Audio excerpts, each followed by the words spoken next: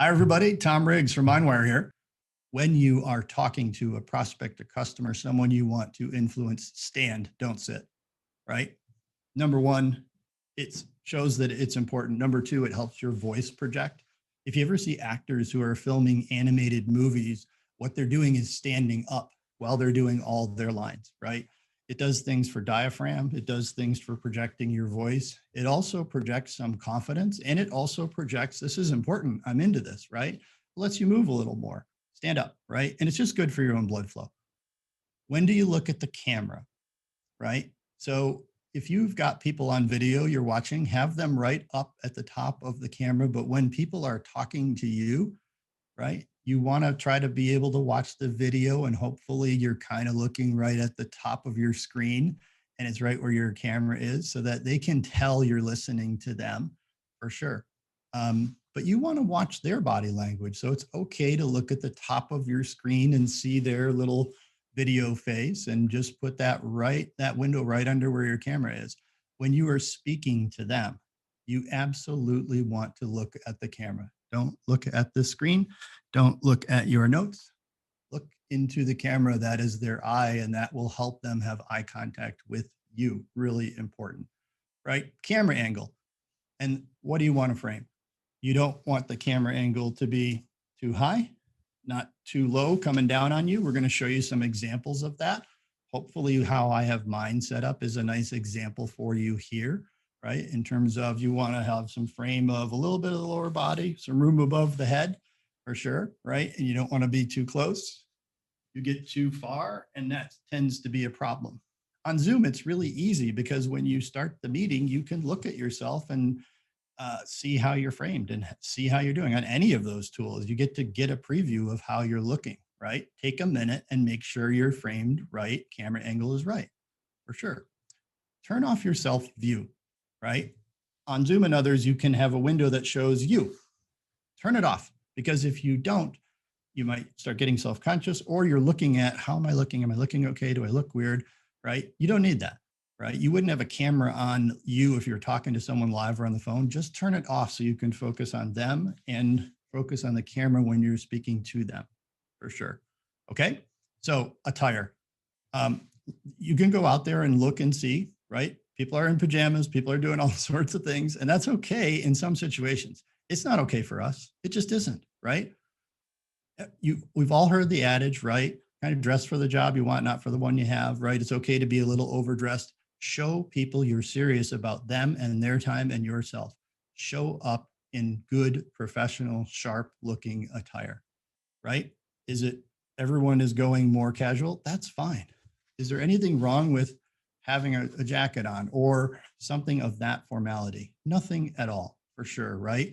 Your attire is telling them how serious you take them and their time and yourself. You don't need to be stuffy. You don't need to overdo it, but do not be casual about how you're showing up. We are training people how to think about us, and they are seeing the cues, body language, right? Attire is part of it.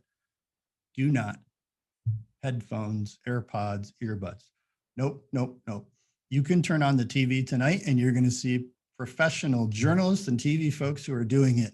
It is not a good look, right? It's not a natural look. And if you get a quality microphone and a speakerphone, you don't need headphones, AirPods, or earbuds. It looks casual in our opinion, right? Others may differ, but hey, you get our opinions too. And ours is get a good mic, get a good speakerphone, and this is not okay, right? It just isn't. It just looks better when you're natural. Backgrounds, right? Lighting should come from in front of you. And we'll show you some good examples of too little, too much, but don't have the light come from behind you or it's going to glare your camera up and your person. A good natural background is best. The green screens with these images you've seen, they're okay, but they don't look natural. And what's happened is having a natural background behind you is good. It's acceptable. So I am in my office. This is my natural background behind me right now. It would look far better than any green screen with a logo or image or a beach behind me we could come up with. So find a good natural background, and it's one less thing you kind of have to worry about. Space. There should be some space between you and the background. You can have a good amount like this. What you want to be careful is the background isn't too close to you, because then it just makes things look kind of compressed and weird for sure. Again, we'll show you some examples in a minute.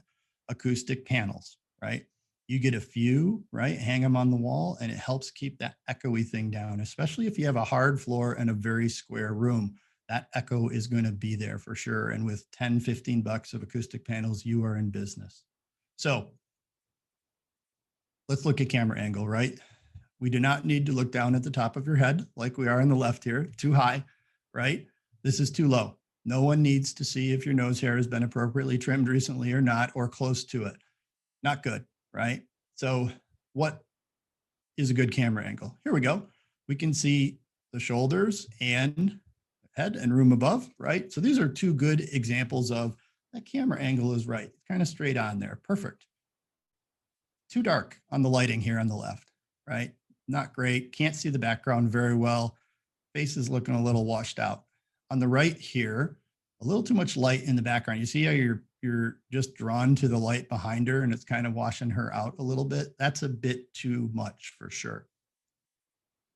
Background, right? She's too close on the left to her background, and it's kind of making her look very two-dimensional, flat. It's just not enough space. A little bit more space, a foot or two, sometimes will make a huge difference. And here's a poor background, right? Lacks anything, including color, and it just blah, washes him out altogether. Just doesn't feel as natural. So good background. This guy here on the left, right? Some shelves, he's got some things of interest on the wall, and he's right in the center of the frame. This is great. This is not unprofessional. This is not anything wrong with this at all, right? He's got a neat, organized office, and it's got some interest behind him. Perfect. Same thing here, gentleman on the right, right? It's his kitchen at home. Is that okay? Sure it is, right? Good, interesting background. There's some depth, there's some color. Super. Bookshelves are really common these days, and they're great backgrounds for sure. They always get good reviews on backgrounds, right? So you can have your home office behind you. You can have your kitchen behind you, neat and organized, right? But it's okay. It's got a California pillow here. Interesting. Know a little about him, a plant, etc. All this is really good for sure. And this is a good example of, while we're getting a sneer from the Mayor Steve Alder on the left here, he's got the right angle. He's got good background, good lighting, right? Same thing on the right here, right, with Michelle. Got a little bookcase, got some plants. Fine, good, interesting background. She's got the right camera angle, right lighting. You can focus on her. So this is critical. It's not going to go away. You have to make this investment in yourself, a little bit of equipment, right? In terms of, how am I going to show up every time? Because the vocal, the visual is where the meaning comes from. And in this selling and influencing world we're in, we get little opportunity to have 100% control. How we are showing up. The words we choose matter. Don't insult my mother. But you don't have to be perfect if you are on point, on your game with vocal and visual, right?